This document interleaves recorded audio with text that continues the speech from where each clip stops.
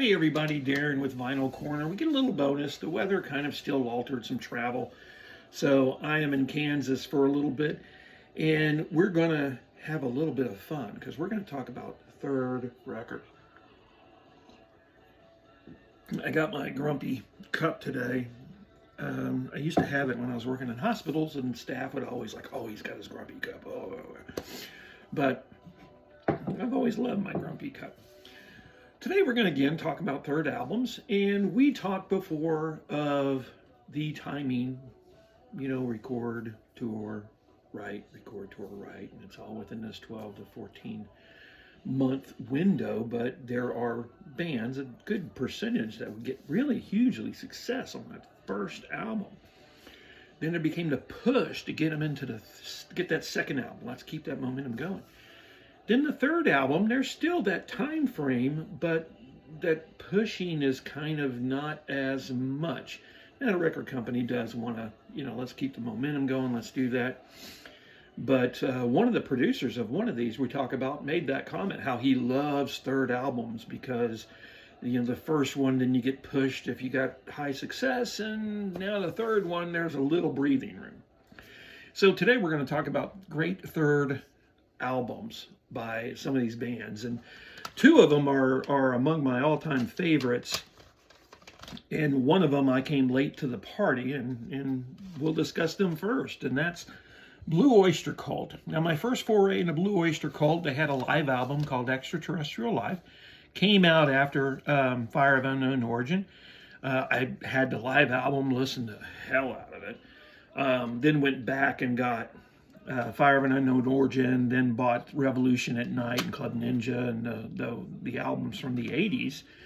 And then Imaginos. Imaginos is just this great unknown gem, but music trends have kind of left them behind.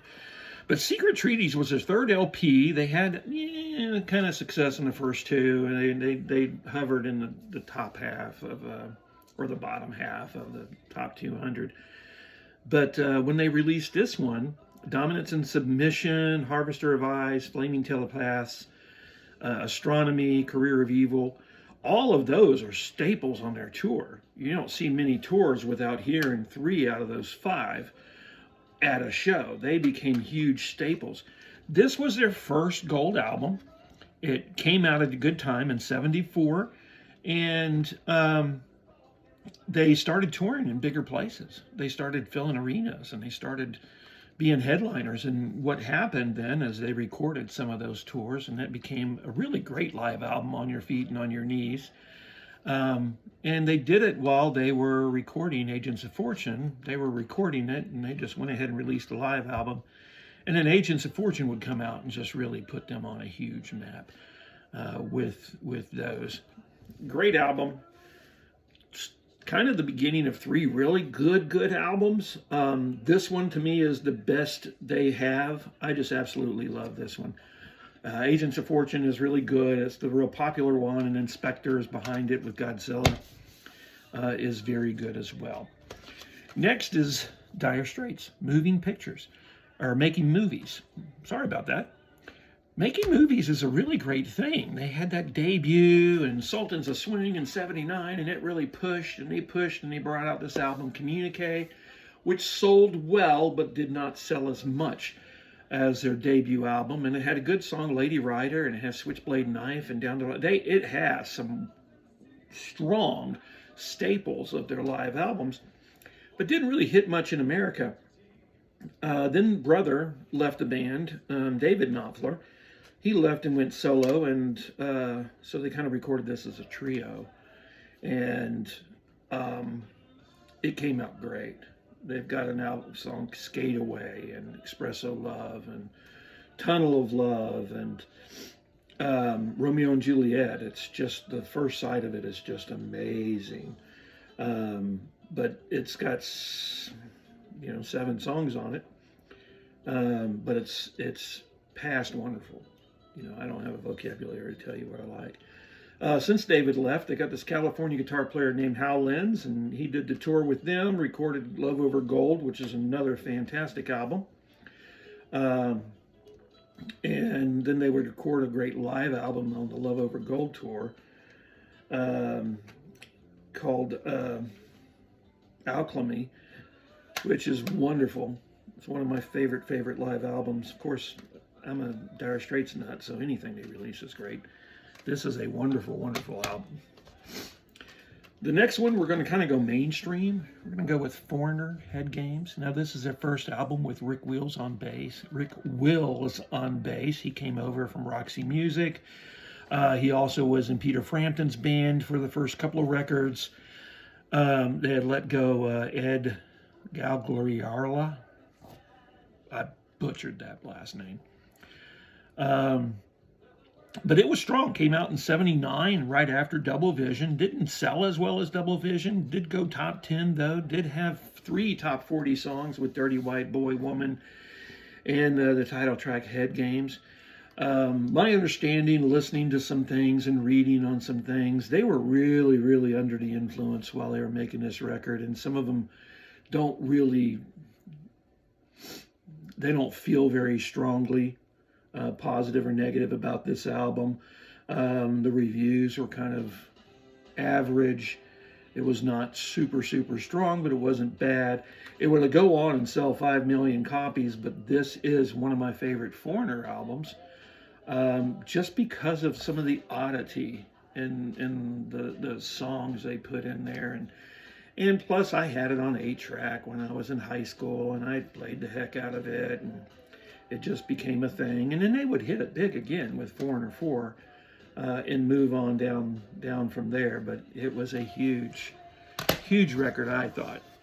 Now, finally, this one took about 6-7 years to come out from their second album, and basically it's due to lawsuits. That usually happens when you get pushed by the company, and the artists, the writers are not excited about what they've been developing, and so they've been holding off, and they get in a lawsuit with the record company, and they have to do some recording and hide them from the record company and do these things because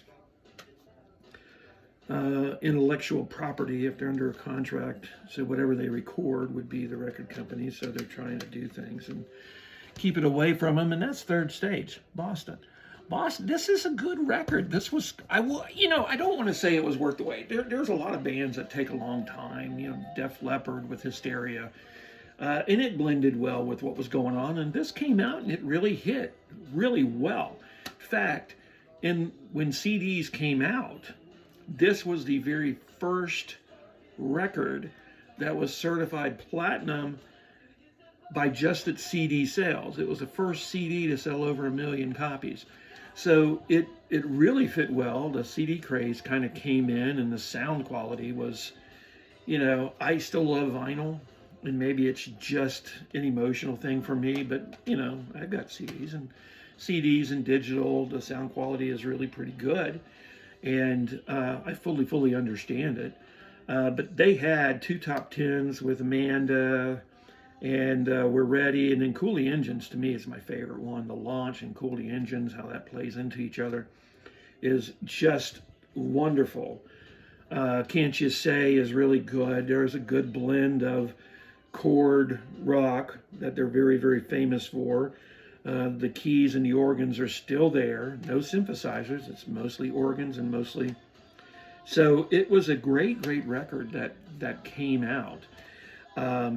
And I do enjoy it. There are some mainstreamers that kind of thought that was kind of the first stage of them doing.